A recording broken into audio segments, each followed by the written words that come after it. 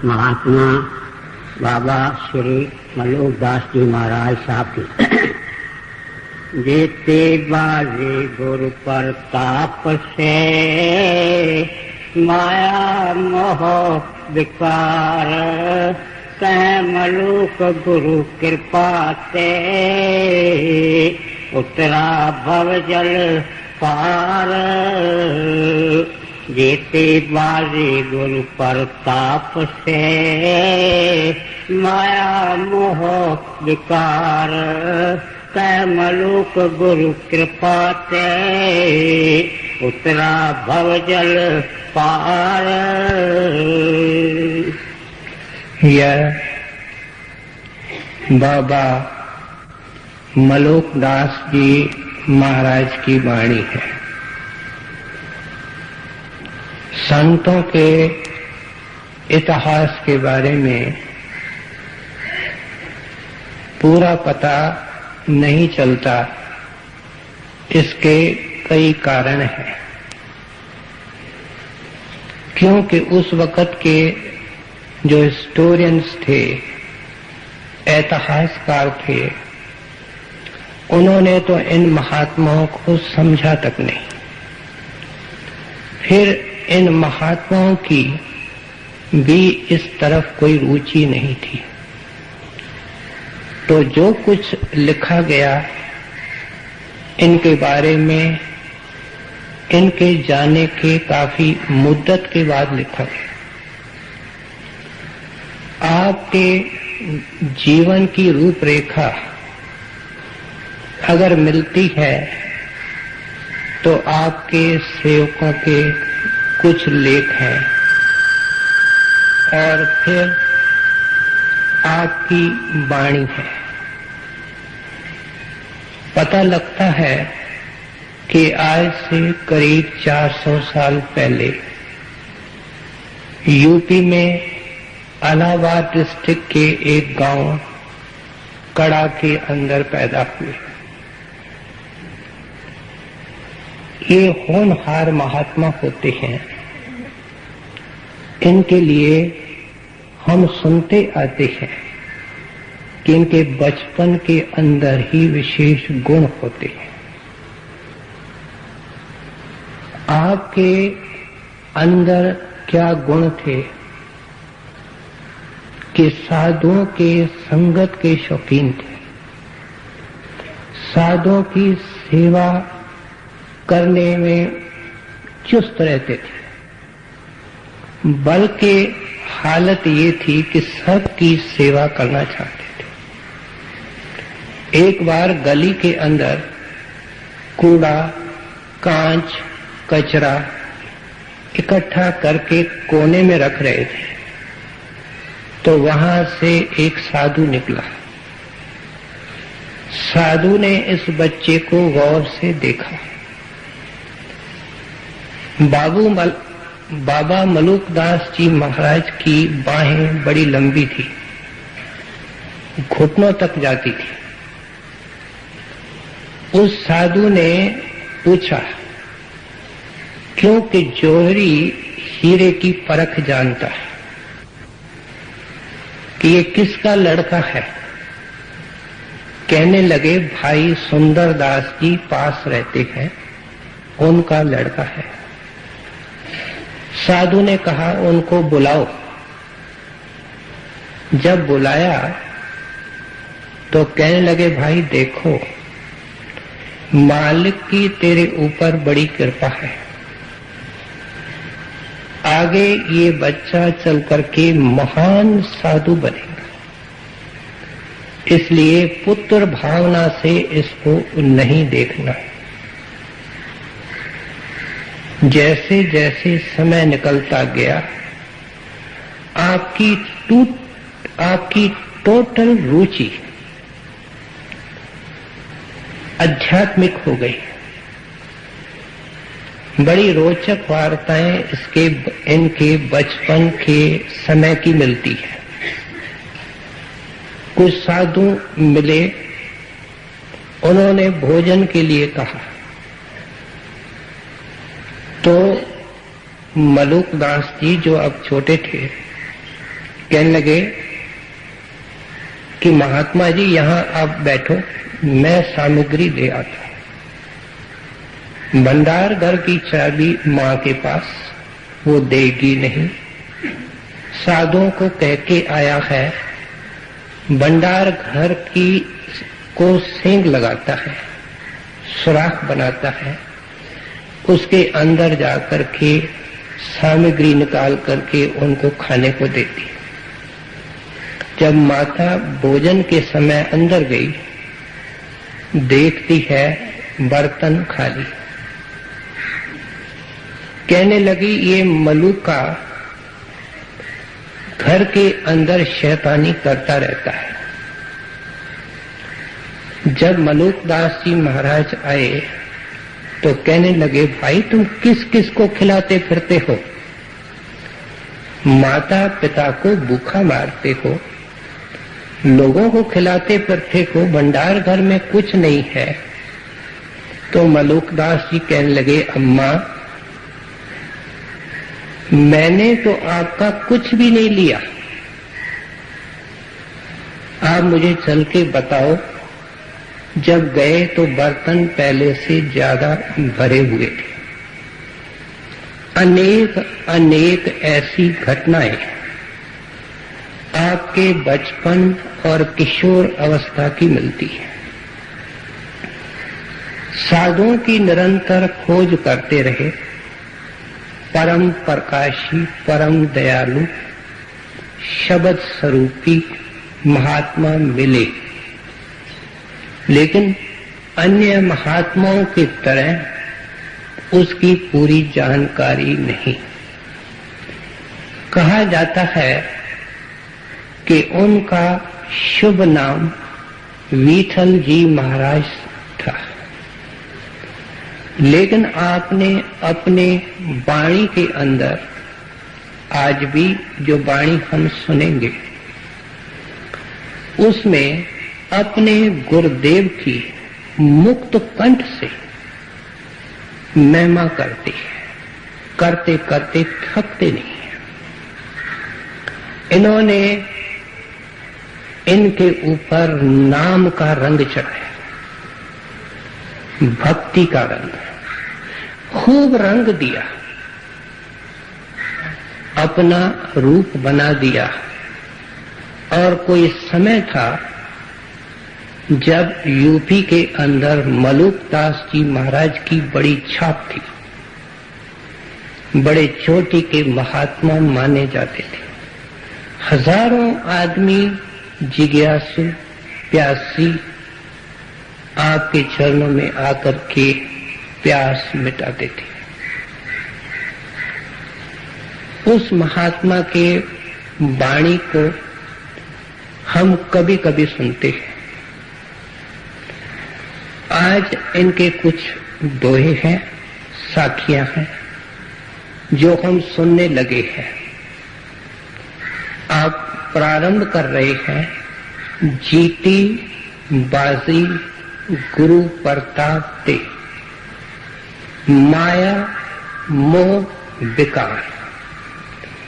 क्या मैंने गुरु के प्रताप से मोह माया और विकारों के ऊपर बाजी जीत ली है? अब इस तरीके की भावनाएं वाणी के अंदर आमतौर पे मिलती है कि हमारे और परमेश्वर के बीच में रुकावट हमारे कर्मों की है। पैदा कैसे हुए? विकारों से। पैदा कैसे हुए? माया के प्रलोभन से। पैदा कैसे हुए? मोह के अधीन। इतनी लंबी चौड़ी मोटी दीवार है कर्मों की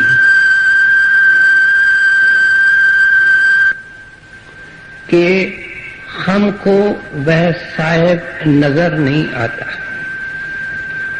इसलिए आप कहते हैं कि वह खड़ी शुभ थी, वह वेला शुभ था, वह गांव शुभ था जब मेरे सतगुरु ने मुझे चरणों में बुलाया और मेरे सिर पर दया का हाथ रखा और सत्संग के द्वारा समझाया कि जन्मों जन्मों से हर एक मार खाता है, लात खाता है दुश्मन की, और वो दुश्मन हमारा मन है। मन और माया में कोई फर्क नहीं। अब गुरु ने कृपा कर दी है कि मुझे अंदर ले गए हैं। अंदर कहां? अपने अंदर। और मैंने इस मन माया के ऊपर विजय पा ली। विजय का श्रेय किसको है? जीती बाजी गुरु प्रताप से। महिमा मेरे सतगुरु की है। ये जो मन को जीतना है, बाजी को जीतना है, इसका जिक्र महात्माओं ने बार बार वाणी के अंदर किया है। बुधवार को हमने सुना था, जिनको गुरु प्यारा नहीं लगता है उनके लिए स्वामी जी महाराज ने कहा, तिन जीती बाजी हारी। देखो, जीती बाजी हारी है। इसका मतलब मनुष्य जन्म के अंदर ये जीत सकता है, जीतने का अवसर है। परमात्मा ने पूरा सामान मुक्ति का इंसान के मस्तक में रखा है, और सिर्फ इंसान के। और मसीहा बन करके, महात्मा बन करके, दरवेश बन करके समझाता है कि उस दौलत को तू कैसे पा करके सारे कर्मों को खत्म कर सकता है। इतनी वो महान दौलत है नाम की, शब्द की, जो तेरे अंदर तेरे वास्ते रखी गई है, और जिसने रखी है वह इंतजार करता है कि अपने दौलत को संभाले, अपने अधिकारों को पहचाने। जब भी बाजी जीती जाती है तो किसी के ऊपर जीती जाती है। हमने कबीर साहब को एक बार यहां सुना था। उन्होंने फरमाया, भूप दुखी अबदू दुखी, दुखी रंग विपरीत।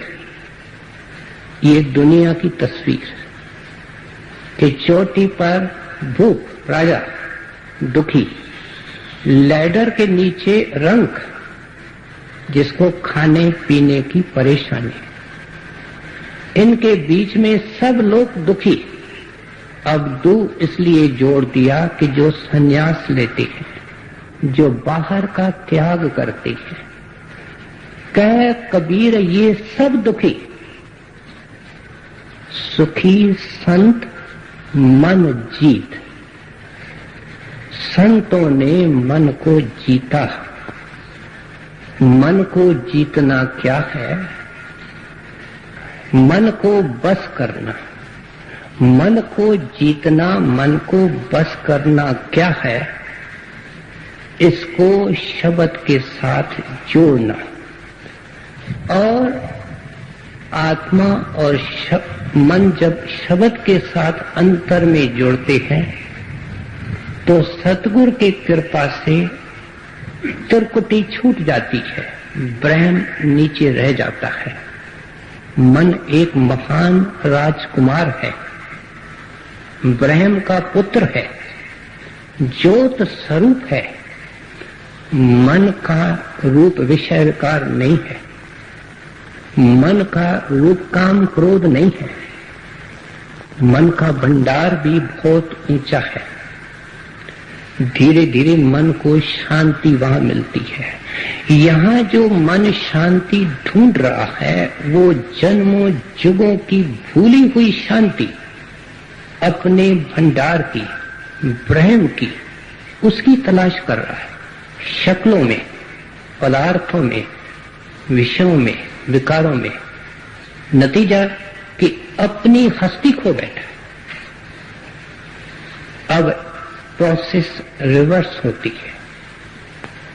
मन को और आत्मा को सतगुरु की मदद मिलती है, और जब शब्द से जुड़ करके मन के दायरे को पार करती है आत्मा, तो आत्मा आजाद,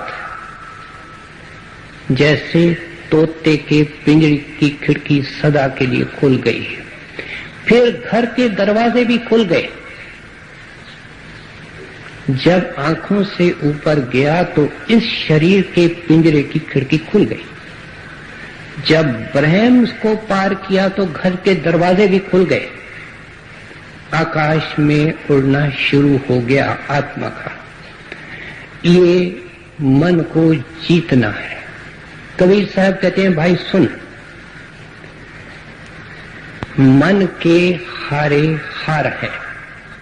ये क्या है? ये हम लोगों का अब तक का इतिहास है कि तुमने मन और माया की लातें खाई है, चोटें खाई है।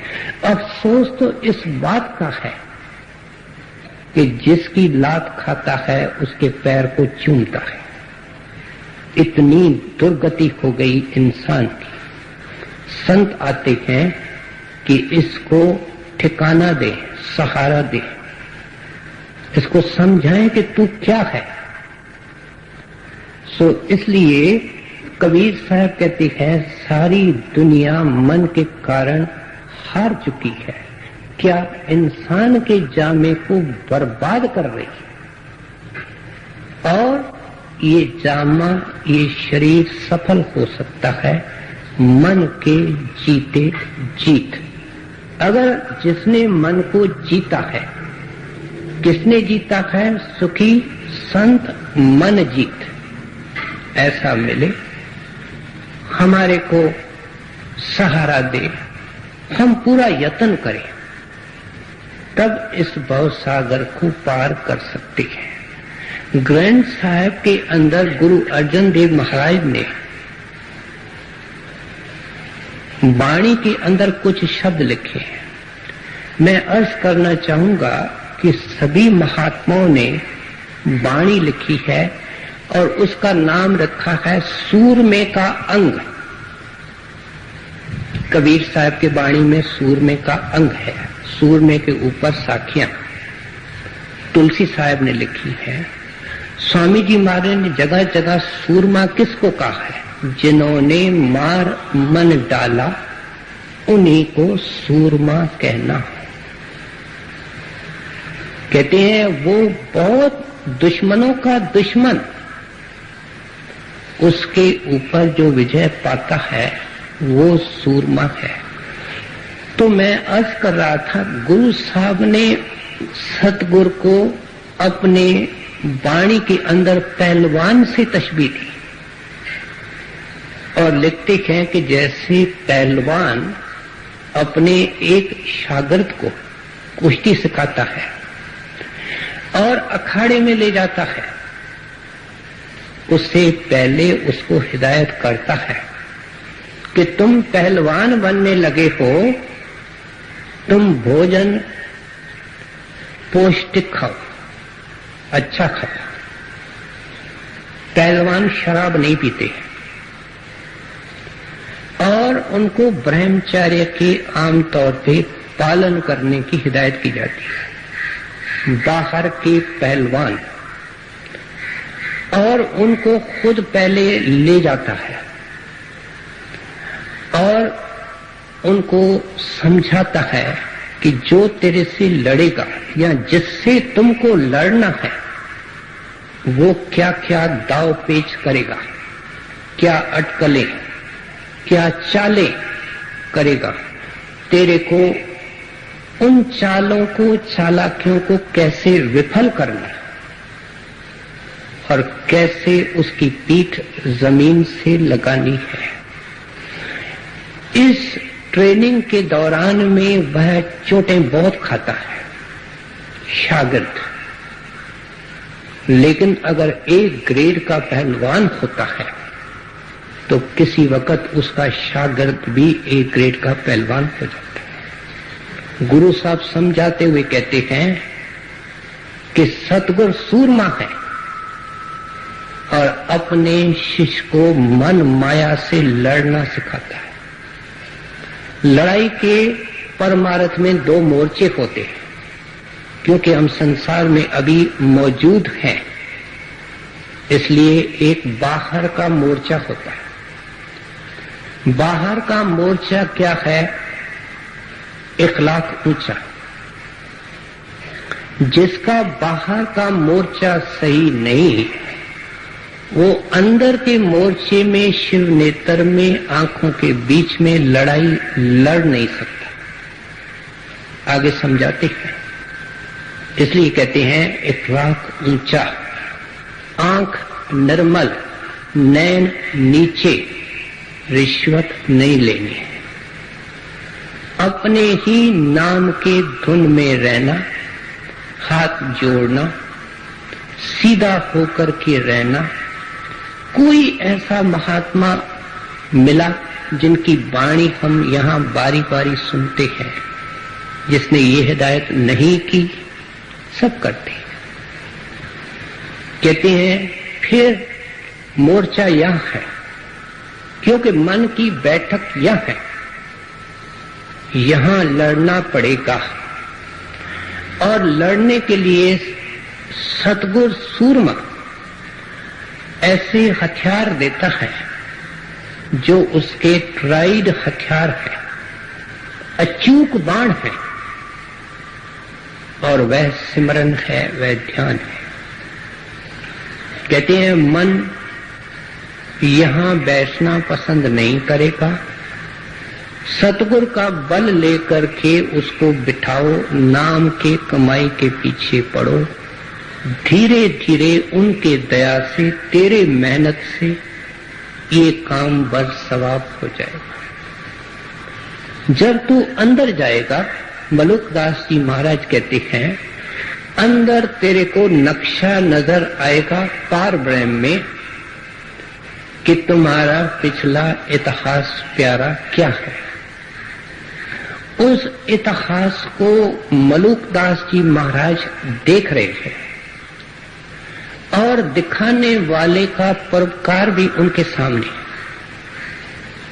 कि मैंने जन्मों जन्मों से कैसे हारा, बेपरवाही की, विषय विकारों में फंसा, अनंत कर्म किए, उधर उसकी अनंत कृपा, सतगुरु की महिमा, सतगुरु का परोपकार, उसका पता अंदर चलता है। और जब संत देखते हैं और महसूस करते हैं तो उनके नैन नीचे हो जाते हैं, उनकी जुबान और गला रुक जाता है, लिखते लिखते उनकी कलम रुक जाती है।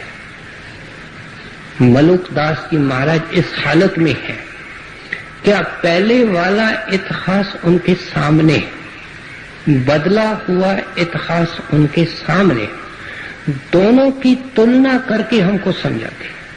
क्यों समझाते हैं? भावना क्या है कि हमारी भी हालत बदले। क्या हम तस्वीर का दूसरा पहलू देखें अंदर जाकर के कि सतगुरु सेवक के लिए क्या करता है और कितने परपंचों से और जंजालों से इसको मुक्त करता जाता है शब्द के द्वारा, नाम के द्वारा। फिर दोहे के दूसरे हिस्से में कहते हैं कि मलुकदास जी महाराज कि मैं इस भव सागर से पार हो गया और गुरु के कृपा से पार उतर गया। भव सागर कौन सा है?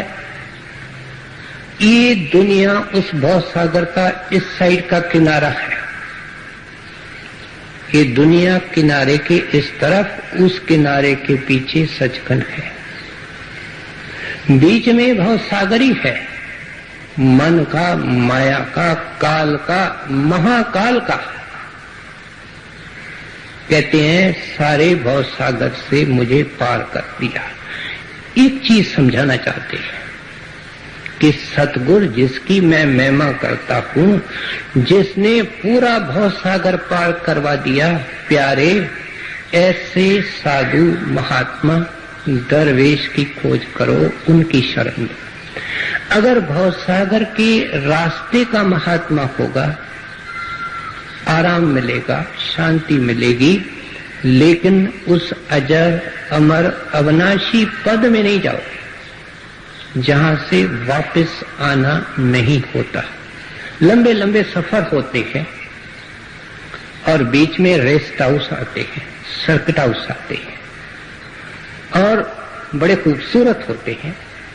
उसमें सब प्रकार के सुख और सुविधा होते हैं, लेकिन घर का अपनापन कुछ और होता है। घर का वातावरण कुछ अपना होता है। घर के अंदर अधिकार कुछ अलग होते हैं।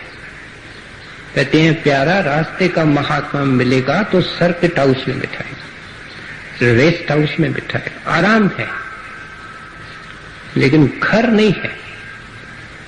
निज घर के पहुंचने का ध्येय सामने रखो और ऐसे सतगुरु की तलाश करो जो तेरे को भी भव सागर से पार कराए। हो सकता है, मलुकदास जी कहते हैं हो सकता है, मेरे सतगुरु ने मुझे पार किया। मलुक आपके सामने बैठा है। एक मिसाल के रूप में मलुकदास जी महाराज कहते हैं आपको और क्या सबूत चाहिए। ये वाणी आने वाले जिज्ञासुओं के लिए लिख के गए कि ऐसे संत की खोज करो और विरह और प्रेम लेकर के इस भव सागर को पार करो, माया मोह विकारों को छोड़ो और मनुष्य जन्म का जो मकसद है बाजी जीतने का, उसको पूरा करो। आगे सुने। जीते बाजी कुरु प्रताप से, माया मोह विकार तैमलोक गुरु कृपा से, उतरा पव जल पार। जब लग था अंधियार घर, भूस थके सब चोर। जब मंगर दीपक बरो, वही चोर धन कौर। इस दोहे के अंदर हमको समझाने के लिए कहते हैं भाई जो आपकी हालत है वो मेरी भी हालत थी। वो हालत कौन सी है? जब लग था अंधियार घर, मूस थके सब चोर। कहते हैं इंसान की हालत इस तरीके से है जैसे उसने नशा पिया है और नशे में चिकनाचूर है, घर में अंधेरा है, बत्तियां ऑफ है, दरवाजे खुले हैं, उस नशे के अंदर पड़ा हुआ है और चोर लूट रहे हैं। जिसकी दौलत लूटी जा रही है वह बिल्कुल बेखबर है, क्योंकि उसको नशा है। कबीर साहब के ने नशे का अंग लिखा है, सब प्रकार के नशे, लेकिन आप हैरान होंगे कि उसमें उन्होंने वो नशे लिखे हैं जिनका हमको पता नहीं। और वे लिखते हैं तन मद, इस शरीर का नशा, सेहत का, जवानी का, सुंदरता। मन मद, मैं ये कर सकता हूं, मैं ये कर सकता हूं, मैं ये जानता हूं। फिर कहते हैं जाति मद, कि मैं इतनी उत्तम जाति के अंदर पैदा हुआ। फिर कहते हैं ज्ञान मद, जो विद्वानों को होता है, पंडितों को होता है, फिर कहते हैं कि धन मद, पदवी का, पैसे का नशा। फिर कहते हैं गुनाह मद। कितनी कॉम्प्रिहेंसिव लिस्ट है। कहते हैं गुनाहों का भी नशा होता है। जो इंसान बुराई करता जाता है, सतगुरु सत्संगी को अंदर से आवाज देता है, प्यारे तुम तो सत्संगी हो, तुमको तो नाम मिला है, तुम क्या करने लगे हो। अंदर से वार्निंग मिलता है। जो सुन लेता है उसकी जिंदगी अपवर्ड हो जाती है, ऊंची हो जाती है। जो उसकी बेपरवाही करता है, अनसुनी करता है, वो अंधाधुंध फिर कर्म करने लग जाता है। चोरी, ठगी, बेईमानी, सब तरह के धंधे। इसलिए आप कहते हैं कि भाई इतने नशे के अंदर इंसान चिकना चूर है और अंधेरे में है। पिछले जन्म में हम कौन थे, हम क्यों इस शहर के अंदर पैदा हुए, ये हमारे कुटुंबी क्यों बने, कल क्या होने वाला है, हमको कुछ पता नहीं। संत कहते हैं ये अंधेरा है, अज्ञान का। संत महात्मा कहते हैं कि केवल ये नहीं है, तेरे अंदर बेअंत प्रकाश के स्रोत हैं, लेकिन तुम आंख बंद करते हो अंधेरा। वो अंधेरा किस चीज का है? जिन चीजों का मैंने अभी जिक्र किया। गुनाहों का मद। आगे कबीर साहब कहते हैं इतने मद को रद्द करे तो पावे दीदा। जब ये सब चीजें छोड़े, इनसे निकले, निकालने वाले एक महापुरुष जो निकल चुके हैं, और जिस किश्ती में वे बैठ के निकले हैं उस किश्ती में बैठना पड़ेगा। जैसे मलाह के किश्ती में हिंदू भी बैठते हैं, मुसलमान भी बैठते हैं, ईसाई भी बैठते हैं। किसी कप्तान ने, मलाह ने, किश्तीबान ने ये नहीं पूछा भाई तेरी जात क्या है। वो केवल इंटरेस्टेड होता है उस तरफ जाने में और किराया देने में, जो किराया देना पड़ता है। किराया अपने इच्छाओं का हवन। हमारे शास्त्रों के अंदर कोई यज्ञ की, हवन की हिदायत नहीं है। जो असली उपनिषद हैं, शास्त्र हैं, उनके अंदर यज्ञ और हवन अगर लिखा गया है तो अपने इच्छाओं का, अपने तमन्नाओं का, अपने आर्जुओं का। स्वार्थी लोगों ने मिलते जुलते दोहे बना करके वेदों के अंदर डाल दिए, शास्त्रों के अंदर डाल दिए, अपने स्वार्थ के कारण। ऋषियों ने, मुनियों ने कभी ये बात नहीं समझी, जो अंदर गए। इसलिए आप समझाते हैं कि भाई चोर थक गए, लेकिन घर वाला जिसकी दौलत लूटी जा रही है वो जागा नहीं। अफसोस और सद अफसोस। बड़े महाराज जी ये लफ्ज फरमाया करते थे, ये उपदेश किया करते थे कि घर वाले की तकदीर देखो। चोर लूट लूट करके, लुटेरे लूट लूट करके थक गए, घर वाला जागता नहीं। संत आए, महात्मा आए, ग्रंथ लिख गए, सुनता है, तो भी ये जागने की कोशिश नहीं करता है। कहते हैं कि जब दूसरी कड़ी में क्या कहते हैं, जब मंदिर दीपक बढ़्यो, जब मंदिर के अंदर ज्योत जल गई, यही चोर धन मोर। कहते हैं ये चोर मेरे मातहत हो गए, मेरे सेवादार हो गए, और हाथ जोड़ करके कहते हैं कोई सेवा बताओ। क्योंकि अगर घर वाले का नशा उतर जाए, घर वाला बत्तियां ऑन कर दे और दरवाजे को बंद करे, तो अगर ऐसी हालत में घर में कोई चोर होगा तो हाथ जोड़ेगा, भाई माफ करो मुझे छुट्टी दो, आगे को आपके घर में नहीं आऊंगा। फिर वो किस घर की चोरी करेगा? जिसके घर के अंदर अंधेरा है, जिसका मालिक बेहोश है, बेखबर है। पुलिस जब डाकुओं को, चोरों को पकड़ती है तो उनको पता नहीं लगता है जंगल में कौन से मकानों में ये छिपे हुए हैं, इनके अड्डे क्या हैं। वो क्या करते हैं, उस जंगल के हिस्से को आग लगाते हैं और चोर भागते हैं। क्या करेंगे? जाकर के कोई और सहारा लेंगे। ये जब अंदर में नाम प्रगट होता है, दीपक मंदिर बयो, अंदर में ज्योत आती है, अंदर में शब्द आता है।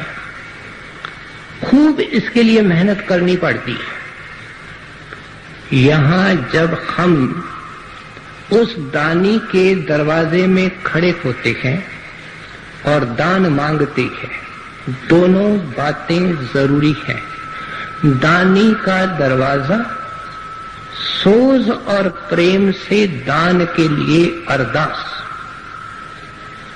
अगर दानी का दरवाजा नहीं मिला, लोग तो सारी दुनिया में हाथ जोड़ के बैठे हैं, वो चीज मिलती नहीं कि जो अंदर में प्रकाश हो। दरवाजा दानी का यहाँ, इसके पीछे सतगुरु महादानी, महादयालु, देने के इंतजार में, दोनों हाथों से देने के इंतजार में दानी को दरवाजे में सिमरन करना है। सिमरनी अरदास है, सिमरन से बड़ी कोई प्रार्थना नहीं है। जब इस प्रार्थना के पीछे लग जाता है, दानी का दरवाजा नहीं छोड़ता। जन्मों जन्मों की ये संगत उन गली के आवारे बच्चों के साथ है, वो उसको दरवाजे से धकेल देते हैं। हम भजन बैठे होते हैं, काम में बाहर चले जाते हैं, क्रोध में चले जाते हैं, लोभ मोह अहंकार में यहां से चले जाते हैं। वो आवारे हमको दुनिया में ले जाते हैं। लेकिन जब यहाँ हम लगातार बैठ करके दान के लिए अरदास करेंगे, वो दानी देखेगा बर्तन पक गया है, अंदर खिड़की खोलेगा, दीदार देगा, हजार बत्ती का ज्योत का दर्शन कराएगा, घंटे की अनहद धुन सुनवाएगा। ये सब अधिकार पहले स्टेज पर, आंखों के ऊपर मंदिर में घंटा बजाया गया, रखा गया, इस मकसद से कि इंसान पूछे भाई हर गिरजे में, हर मंदिर में ये घंटा क्यों बजाया जाता है? क्योंकि वो घंटा 24 घंटे दिन रात हमारे अंदर बजता है, जिसको सुन करके काम भागता है, क्रोध को आग लगती है और काम के स्थान पर शील आता है, क्रोध के स्थान पर क्षमा आती है। चोरन अब चोरी त्यारेगी, घर उनके अग्नि लागी, घट में अब साहू जागे। साहू कौन है? ये जो काम क्रोध वगैरह हैं, ये लुटेरे हैं, और शील क्षमा विवेक विचार ये साहू है। साहू अब घट में जागे, पहरा दे शब्द अनुरागे। सतगुरु ने शब्द का पहरा लगा दिया। सतगुरु खुद शब्द रूप है। कहते हैं पहरेदार खड़ा हो गया, रोशनी हो गई, अंदर चोर डाकू भागने लगे और साहूकार आ गए, जिनको वाणी के अंदर दैवी संपदा कहा गया है। ये शील क्षमा विवेक विचार। काम क्रोध को क्या कहा? असुरी संप्रदाय, चोरों का, विकारों का झुंड। कहते हैं ऐ इंसान, मेरा ये इतिहास था। प्यारे सुनने वाले, ये जो मेरी वाणी सुन रहे हो, ये मेरा इतिहास था कि दिन रात मेरी चोरी होती थी, मेरे अंदर लुटेरे थे। गुरुदेव ने दीपक जला दिया है, अपनी कृपा कर दी है। अब कहते हैं मैं शांति और सुख के अंदर हूं। इस सुख के हमको भागी बनाना चाहते हैं, हिस्सेदार बनाना चाहते हैं, देना चाहते हैं।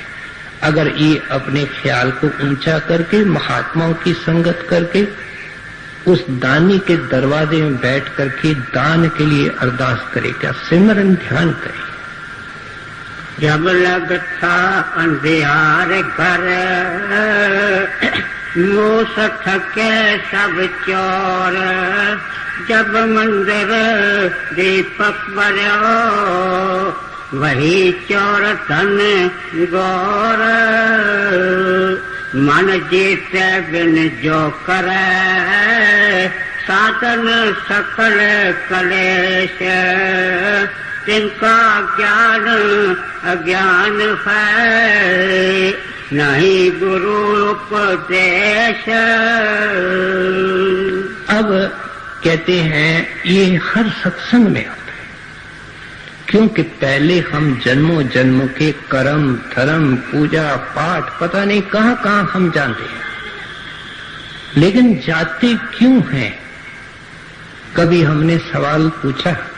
किसी मंदिर में जाओ, मस्जिद में जाओ, दरगाह शरीफ में जाओ, गुरुद्वारे में जाओ, चर्च में जाओ, घुटने टेकते हैं, जोली पसारते हैं, हमारी बहनें हैं उनके दुपट्टे पसारे होते हैं, भाइयों के कुर्ते पसारे होते हैं।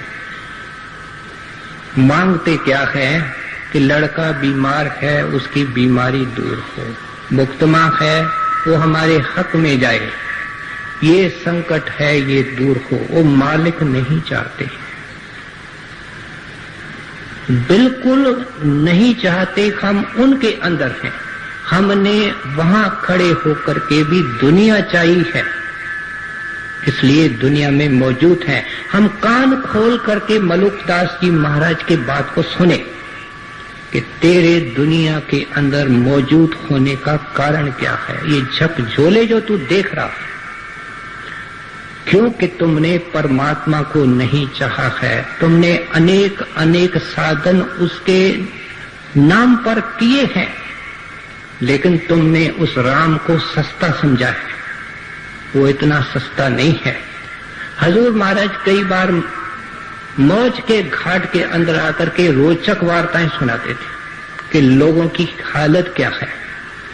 एक सेठ ने चोरी ठगी बेईमानी करके पैसे इकट्ठे किए, कहता है भाई कुछ तो करना चाहिए, डर लगता है।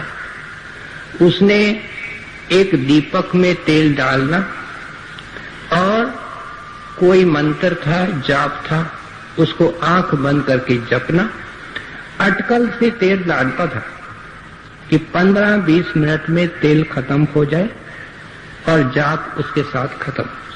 ये उसका नियम था। अब सेठ के घर में एक बहू आई, देखती है मेरे ससुर साहब तो बड़े धर्मात्मा हैं, आंख बंद करके जाप कर रहे हैं, उधर दीपक में तेल खत्म हो रहा है, वो आकर के उसमें और तेल डाल देती।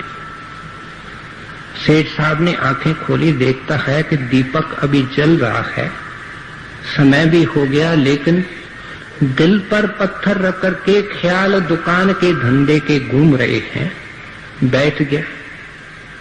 बहू ने एक चक्कर और लगाया और देखा कि दीपक के अंदर तेल फिर खत्म हो रहा है, उसने डाल दिया। सेठ साहब हाथ फैला करके खड़े हो गए कि भगवान क्या माजरा है कि तेल खत्म नहीं हो रहा। हजूर फरमाया करते थे इस तरीके से हम उस राम को पाना चाहते हैं। फिर सुनाया करते थे कि एक आदमी ने बड़ी चोरियां ठगियां बेईमानियां की, उसको फुर्सत नहीं धंधों से। देखता है जनवरी का महीना खाली होता है, कोई ग्राहक नहीं आते, चलो भाई कुछ पापों को तीर्थों में धोआओ। जब गया देखता है पानी बर्फ जैसा, नहाऊंगा तो निमोनिया हो जाएगी। एक पत्थर रोड़ा उठा करके पानी में फेंकता है और राजी नहीं होता। इसके लिए अंतर्मुख शब्द की कमाई करनी पड़ती है। ये कहते साधन सकल कलेश ये कलेश भरी दुनिया में तेरे को ये साधन वापस ले आएंगे।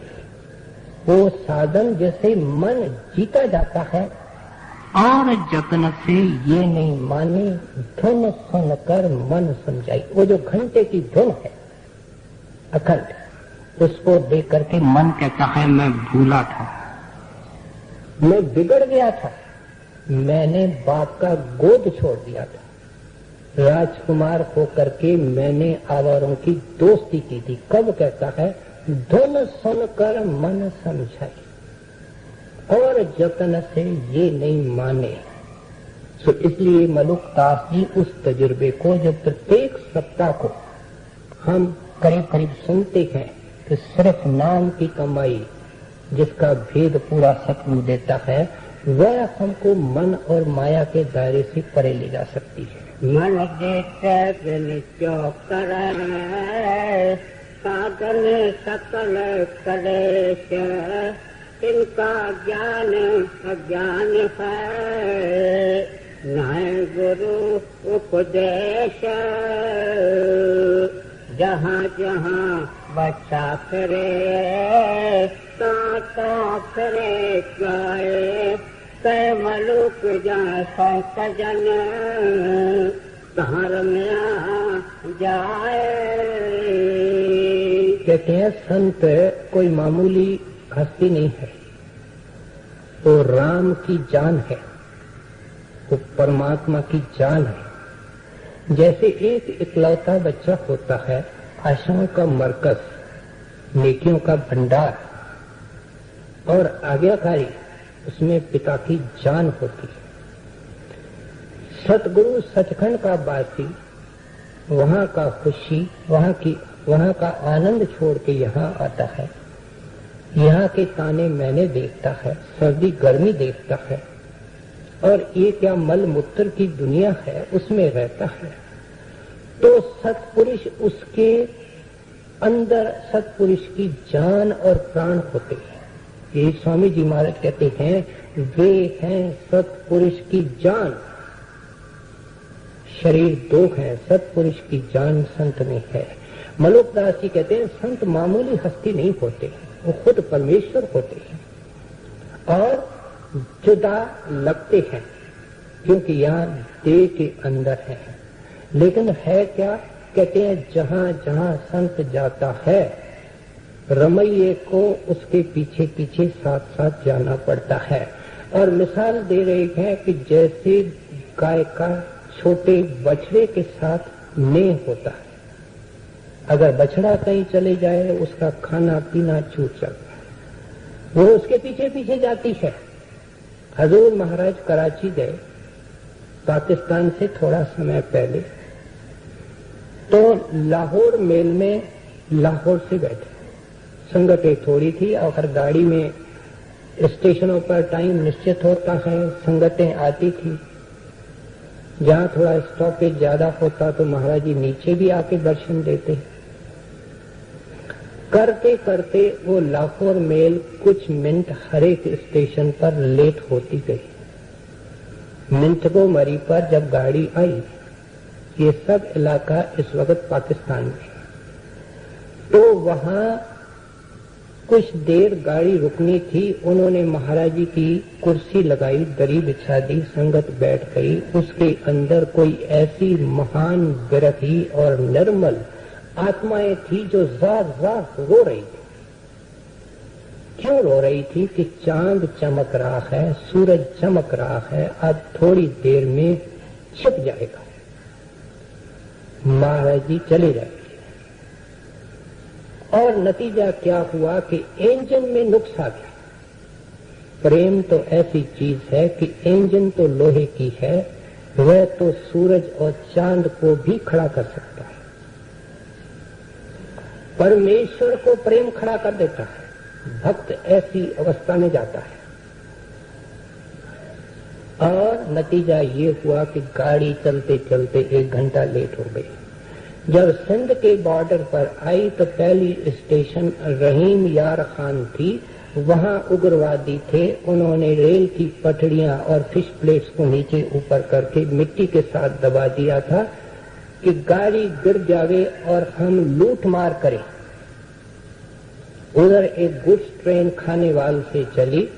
रहीम यार खान से पहले उसने स्टेशन मास्टर को कहा कि मेल लेट हो रही है, उसमें कोई महात्मा है, इसलिए मुझे जाने की इजाजत दो। स्टेशन मास्टर ने मुनासिब समझा कि जब गाड़ी 1 घंटा लेट चल रही है तो गुड्स गाड़ी को जाने दिया जाए। जब उस स्पॉट पर जहां फिश प्लेट्स निकाली गई थी गुड्स ट्रेन पहुंची तो उसके डिब्बे छिन्न भिन्न हो गए, लेकिन महाराज जी के दया से जान का नुकसान नहीं हुआ। ड्राइवर बच गया, फायरमैन बच गए, गार्ड बच गया। इतने में महाराज जी की गाड़ी आ गई, मेल आ गई। जितने यात्री थे, मुसाफिर गाड़ी में थे, सबको पता चला कि हमारे लिए क्या रखा हुआ था। महाराज जी को भी नीचे उतार करके बिठाया, क्योंकि लाइन ब्लॉक हो गई, गाड़ी ने आगे जाना नहीं। वे आकर के महाराज को कहते हैं, रहीम यार खान से शहर के आदमी आए, उन्होंने वहां पैसेंजरों की सेवा की और कहने लगे कि आपके कारण महात्मा जी हम बच गए हैं। तो महाराज जी कहते हैं, देखो मुझे गलत न समझो, मैं आप जैसा एक मामूली इंसान हूँ, मैं सरकारी सर्विस से रिटायर्ड आदमी हूँ, मैं कोई साधु नहीं हूँ। ये जो कुछ किया है उस राम ने किया है, मालिक ने किया है, और वो मालिक आपके अंदर भी है। मेरी हालत तो इस वक्त ये है जो कबीर की थी, जब पंडितों ने उनसे ईर्ष्या की, हजूर उनसे बातचीत करते हुए समझाते हैं। पंडितों ने जब कबीर से ईर्ष्या की तो उन्होंने लिख दिया अनेक अनेक शहरों में कि यहाँ एक सेठ कबीर रहता है, उनके यहाँ ब्रह्म भोज है, फलानी तारीख को फलाने वक्त परिवार सहित जितने भी आ सकते हो दर्शन। कबीर साहब को इस शरारत का पता 1 रोज पहले चला। उसने कहा, मेरे यहाँ तो घर में 5 किलो भी गेहूं नहीं है, अब क्या करूं। वह चुपचाप घर से निकल करके जंगल में जाकर के भजन में बैठ गया। उधर रमैया ने क्या किया कि कबीर साहब का रूप अख्तियार किया और कहीं से अनाज, कहीं से घी, कहीं से दाल आ रही है, बनाने वाले लोग आ रहे हैं, बर्तन आ रहे हैं, खूब ब्रह्म भोज हुआ और इतना कुछ बना, खूब खिला करके रास्ते के लिए दिया। जब ये यात्री जंगल से वापस निकले, कहने लगे, भाई ये कबीर तो बड़ा परोपकारी है, धन कबीर, धन कबीर। वो झाड़ियों के अंदर बैठा हुआ कबीर साहब सुन रहे थे। चुपके से घर आए, कहते हैं, भाई क्या हुआ? कहते हैं, क्या हुआ? सब कुछ आपने किया। तब कबीर ने कहा कि जो कुछ किया सो हर किया। हजूर महाराज जी उनको कहने लगे कि मैं वही वचन कहता हूँ, जो कुछ किया सो हर किया। जो कुछ किया है वो उस मालिक ने किया है। अच्छी तरह मलुकदास जी कहते हैं, संत बड़ी महान हस्ती होते हैं, धरती पर चलते फिरते हैं, प्रभु का रूप होते हैं, प्रभु उनसे अलग नहीं होता है। जहाँ जहाँ बच्चा करे का करे गाए, मलुक जा संत जन रम्या जाए। राम नाम के नाम को जान ही लवलेस, पानी कहाँ न पीजिए, पर हरिये सो देश।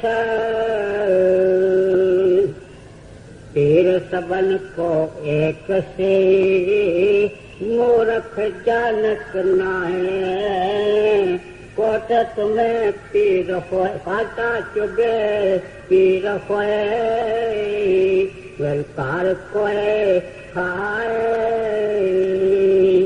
अब फरमा रहे हैं, समझा रहे हैं उसको जो सुनते हैं और कहते हैं हम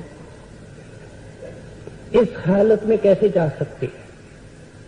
कहते हैं भाई सतगुरु मिल जाए, सत्संगी को समझा रहे थे, नाम मिल जाए तो तुमको ख्याल भी ऊंचा रखना चाहिए। कहते हैं तुम सत्संगी हो करके अमीरों की दोस्ती करते हो, पदवी वालों की दोस्ती करते हो, पॉलिटिकल नेताओं से फिरते रहते हो, आकर सोचते हो कि उनके पास है क्या। अगर संत के दर्शन करने से मैल उतरती है तो इन दुनियादारों के पास बैठने से दुनिया का रंग चढ़ेगा। कहते हैं भाई वहां पानी मत पियो, उस स्थान में मत जाओ जहां जाकर के भक्ति का रंग उड़ जाता है। यहाँ कोई दूर नहीं, इस सत्संग से उठ करके किसी निपट संसारी के पास 2 घंटे बैठो, इसका पूरा रंग उतारेगा जो मलुकदास जी महाराज हमारे ऊपर चढ़ाना चाहते हैं। यही बात समझाना चाहते हैं। कहते हैं फिर संत महात्मा किसी को दुख देने की मना करते हैं, और जो लोग पराये गले काट करके पेट भरते हैं, क्या मांस खाते हैं, मछली खाते हैं, मुर्गियां खाते हैं, कहते हैं भाई उनको ये सोचना चाहिए कि उनके अगर शरीर में एक कांटा लगता है तो उनको पीड़ होती है, और उन बेगुनाह जीवों को जिनका कोई दोष नहीं है। और सबसे बड़ी बात है कि इंसान को पकड़ो तो चिल्लाता है, बकरी तो कुछ बोल भी नहीं सकती, भेड़ तो कुछ बोल भी नहीं सकती।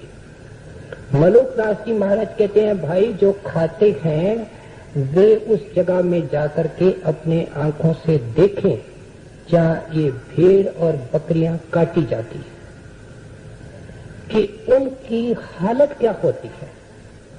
इन भेड़ों को पहले तो 1 रोज पहले गरम गरम उबलते हुए पानी में डाला जाता है ताकि इनकी चमड़ी नरम हो जाए। सुबह को जब खींच करके खाल उतारते हैं तो खाल उतरती नहीं, तो वो कुछ चमड़े को खाल छोड़ देंगे कि इनकी चमड़ी उतारने में हमको आसानी रहे। और सिर पर तलवार चलती है, उस वक्त भेड़ के अंदर क्या गुजरता है, कोई कचहरी नहीं, लेकिन साहिब की कचहरी है, साहिब उसके अंदर है। कहते हैं भाई तेरे को हिसाब देना पड़ेगा, तू कहाँ जा सकता है। हमने इतिहास में पढ़ा है भाई सदना कसाई था, और जब उसके किस्मत के अंदर शुभ घड़ी आई तो एक सुबह को बकरी को काटने गया। साहब जब तारे तो कौन रोके, उसको ऐसे प्रतीत हुआ, और सही बात थी कि जैसे बकरी इंसान के जुबान में बोल रही है। कहती है भाई सदना तुम क्या कर रहे हो, तुमको पता नहीं है कि तुम्हारा गला भी मेरे हाथ से कटेगा। ये कर्म की खेती है, तुमको सोच समझ करके ये काम करना चाहिए।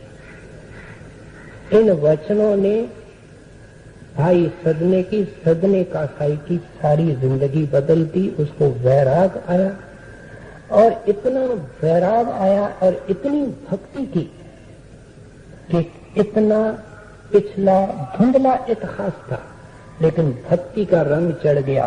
उसको आज कोई सदना कसाई नहीं कहता है, हम भक्त सदना कहते हैं।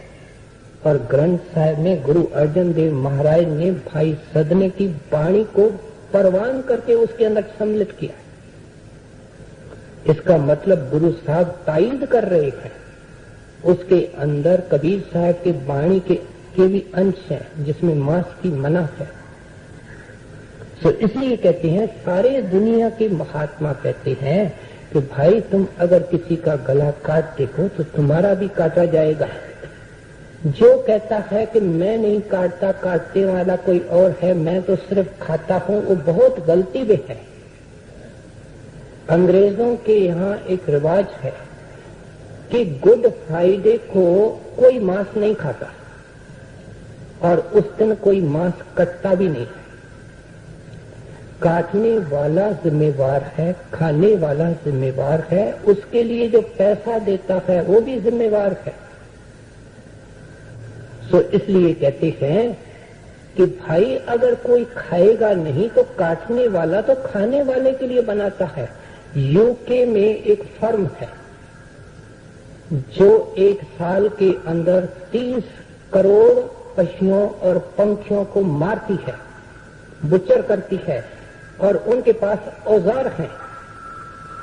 उनको प्रिजर्व किया जाता है, डिब्बों में डाला जाता है, कार्टन्स में डाला जाता है, और एक साल में एक फर्म, छोटा सा देश है, इतने पशु पक्षी जानवरों को मारती है और प्रोसेस करके वो मीट बेचती है। कहते हैं भाई कहाँ जाओगे? ये जो तुम दुनिया के अंदर जुगों जुगों से चक्कर काट रहे हो, तुम्हारे सामने भेड़ और बकरी है। इसने किसी वक्त इंसान थी, किसी का गला काटा, आज उसका गला कट रहा है। आज जो उसका गला काट रहा है भाई, उसका किसी वक्त कटेगा। जो पूरे संत होते हैं, दुर्धाम के संत होते हैं, वे कभी मांस खाने की छूट नहीं देते हैं। लोअर डिग्री के होते हैं, वे कहते हैं भाई अगर खाते हो तो आपकी मर्जी। वो न खुद जानते हैं, न उनके पास ज्ञान होता है, न कुछ दे सकते हैं। जिनके पास ज्ञान है ये उनके वचन हैं। जिन्होंने जिंदगी के अंदर इस चीज को पाया है वे समझा रहे हैं, प्यारे सोच लो, ऐसी ऐसी चीजों के नजदीक मत जाओ, क्योंकि इसमें बड़ी हिंसा है, कर्म का बोझ है। पीर सबन को एक से मूर्ख जानक नाए, काटा चुभे पीर होए, ललकार कोए खाए, दया धर्म हृदय बसे, बोली अमृत बैन, कई ऊंचे जानिए, जिनके नीचे नैन। कहते हैं सत्संगी सुन, तुमने गुरुजी से वायदा किया कि मैं मांस नहीं खाऊंगा, मछली नहीं खाऊंगा और शराब नहीं पीऊंगा, किसी प्रकार के अंडे वगैरह नहीं खाऊंगा। तुमको पता है कि तुमको क्यों मना किया गया? संत पहला सवाल ये पूछता है। कभी संत ये नहीं पूछते कि तुम क्या काम करते हो, तुम्हारी क्या जिंदगी है। कहते हैं मांस मछली शराब खाते हो। कहते हैं भाई ये क्यों पूछते हैं और क्यों इसके ऊपर नाम टिका हुआ है, नामदान? क्योंकि इसके अंदर हिंसा है। अब साथ में मलुकदास जी महाराज समझा रहे हैं कि भाई ये जो तुम जुबान से बोलते हो उसके ऊपर भी नियंत्रण रखो। जितना हो सकता है सिमरन करो। सिमरन तब होगा जब खामोश रहोगे। अगर बोलना पड़ता है तो फिर आप सोच समझ करके बोलो। कम बोलोगे तो कम गलतियां होंगी। आंखों से नीचे 9 द्वारों में हम जितने सत्संगी हैं सब के सब गलतियां करते हैं, बोलने में भी करते हैं, अपने कामों में भी करते हैं। कहते हैं अगर तुम कम बोलोगे तो कम गलतियां होंगी, लेकिन प्यारे तुम मीठा तब बोल सकते हो जब तुम्हारे अंदर क्षमा होगी, और तुम्हारे अंदर क्षमा का एहसास तब आएगा जब अपने कसूरों पर, अपने त्रुटियों पर तुम नजर रखेगा। उस वक्त ही तू भड़क उठता है, उस वक्त ही तेरे बाल खड़े हो जाते हैं जब तू सोचता है मैं श्रेष्ठ हूं और इसने गलती कर दी। कहते हैं ये टोटली गलत है। और अगर हम हिंसा की मना करते हैं तो जुबान की हिंसा बड़ी खतरनाक है, क्योंकि वो तीर इंसान के दिल को चुभता है। और वो इंसान सत्संगी जो ऐसा बोलता है वो तो भजन कर नहीं सकता, लेकिन अगर कोई प्रेमी है जिसके दिल को वो तीर लगा है तो उसके भी भजन का नुकसान होता है जो इसके सिर पर आता है। कहते हैं ऐसा सौदा करने की कोशिश न करो। दया करम हृदय बसे बोले अमृत बैन कई ऊंचे चानिए जिनके नीचे नैन मोदी सब संसार है साहेब राजा राम जा पर चिट्ठी उतरे सोई खर्चा खाए। कितनी सुंदर शिक्षा है और असर करेंगी उनको जिनको सद्मार्ग मिला है, जिनको सतगुरु मिला है। कहते हैं भाई तू कहता है कि मैं कितनी मेहनत करता हूं और 10 आदमियों को घर में खिलाता हूं, अगर मैं नहीं कमाऊं तो ये भूखे मरेंगे। कहते हैं भाई तुम सत्संग सुनते हो, संतों की वाणी सुनते हो, मेरी भी आवाज सुनो। मलुकदास जी कहते हैं मोदी सब संसार है साहेब राजा राम। कहते हैं देने वाला एक है जो सबको देता है, दे करके थकता नहीं, जो उसकी बुराई करते हैं उसको भी देता है, जो काम नहीं करते हैं उनको भी देता है। पंछी कौन सा काम करते हैं? मलुकदास का एक और सुंदर दोहा है जिसमें लिखते हैं अजगर करे न चाकरी पंछी करे न काम, दास मलुका यूं कहे सबको दाता राम। कहते पंछी कौन से काम करते हैं?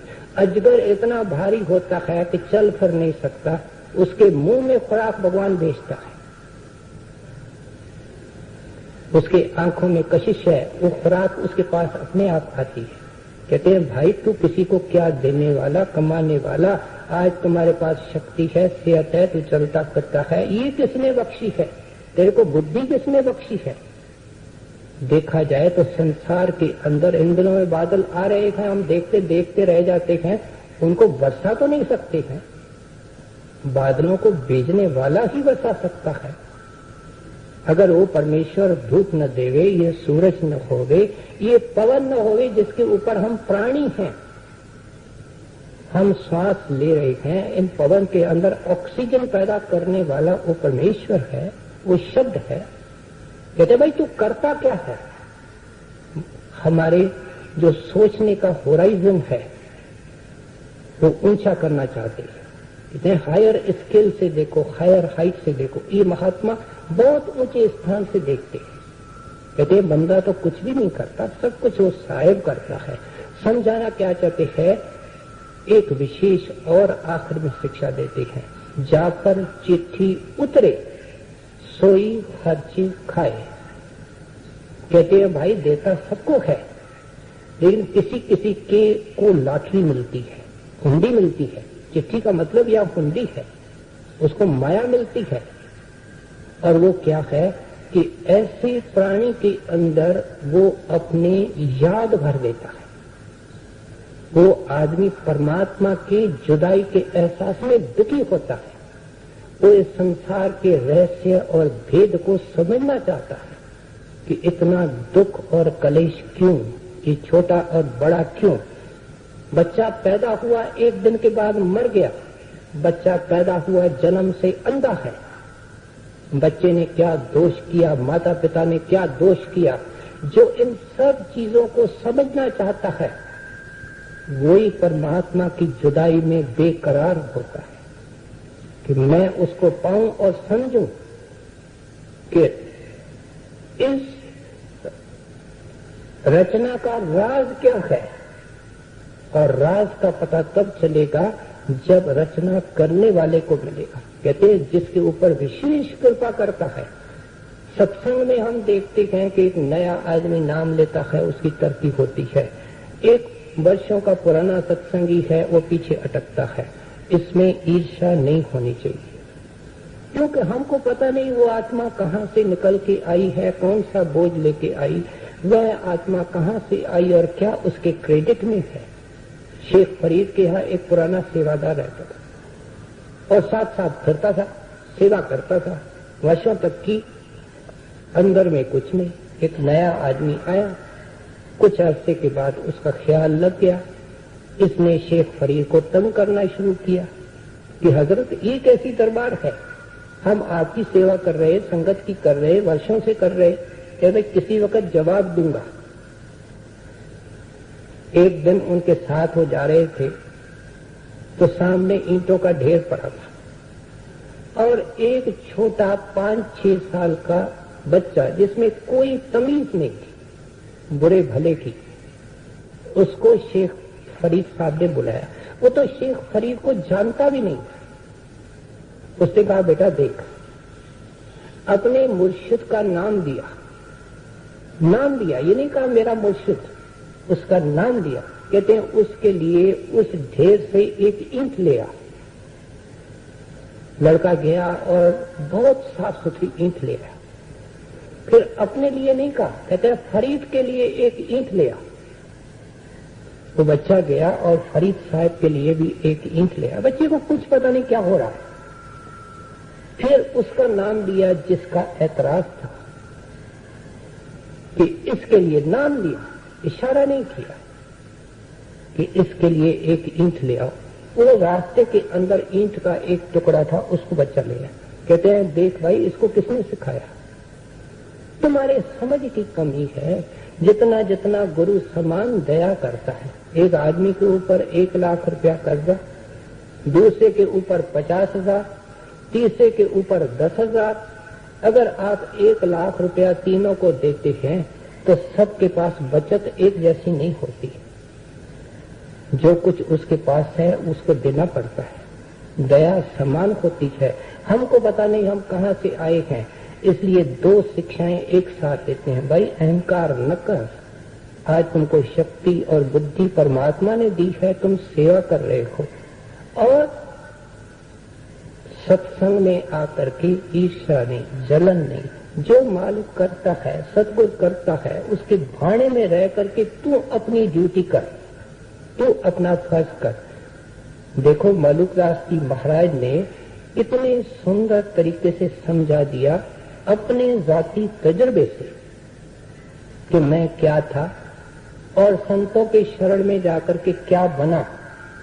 और हमको भी समझाना चाहते हैं कि सुनने वाला शायद तेरी तकदीर जागे, मेरे बात के ऊपर तुम विचार करो, सोचो।